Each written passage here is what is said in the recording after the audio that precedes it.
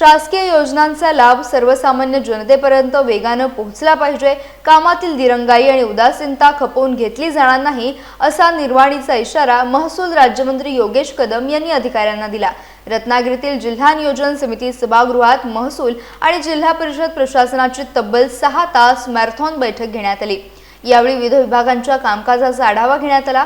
तहसील आणि प्रांत अधिकाऱ्यांकडील प्रलंबित प्रकरणे जास्तीत जास्त 2 सुनावण्यांमध्ये निकाली काढण्याचे निर्देश कदम यांनी दिले आहेत।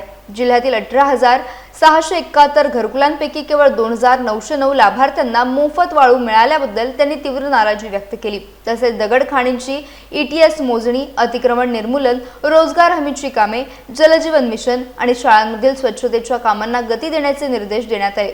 निधी अभावी प्रलंबित कामांची यादी सादर करण्याचे आदेश देखील त्यांनी दिलेत।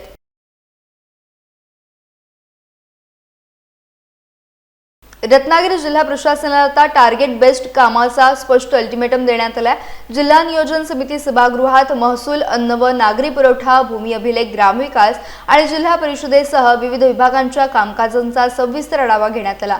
जनहिताच्या कामांमध्ये हलगर्जीपणा आणि दिरंगाई अजिबात खपवून घेतली जाणार नाही असे स्पष्ट करण्यात आले। घरकुलांसाठी वाळू वाटप, प्रलंबित महसुली प्रकरणे, अतिक्रमण निर्मूलन, जलजीवन मिशन, ग्रामीण विकास, सार्वजनिक वितरण व्यवस्था आणि भूमी अभिलेखाशी संबंधित कामांना ठोस उद्दिष्टे आणि कालमर्यादा निश्चित करून गती देण्याचे निर्देश देण्यात आले। येत्या 6 महिन्यात प्रत्यक्ष क्षेत्रीय पाहणी करून कामांच्या प्रगतीचा आढावा घेतला जाणार आहे।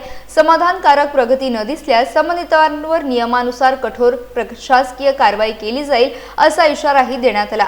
यावेळी जिल्हाधिकारी मनोज जिंदल, जिल्हा परिषद अध्यक्ष अस्मिता केंद्रे, अतिरिक्त मुख्य कार्यकारी अधिकारी वैदेही रानडे यांच्यासह विविध विभागांचे वरिष्ठ अधिकारी उपस्थित होते।